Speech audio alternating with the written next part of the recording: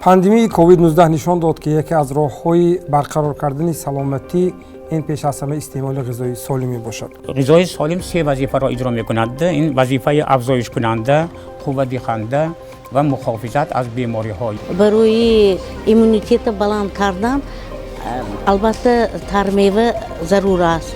қиммати бачам 5 сомон ҳеҷ гап не. меваҳою сабзавоти моя аз ҳамин ҷо мебаранд шаҳрҳои калонба. сафедае ки дар таркиби гӯшт аст дар таркиби мош ҳам мебошад. барои пурқувват намудани организми инсон витамини Д низ яке аз роҳҳои асосӣ мебошад. аҳолии деҳот аксар вақт аз ҳамун маҳсулоти истеҳсоли хеш истифода мебаранд. хӯрокхӯрӣ агар солим бошад, агар одам ҳамин пирамида ва риоя карданашон дар кор. фарбеи ин беморист.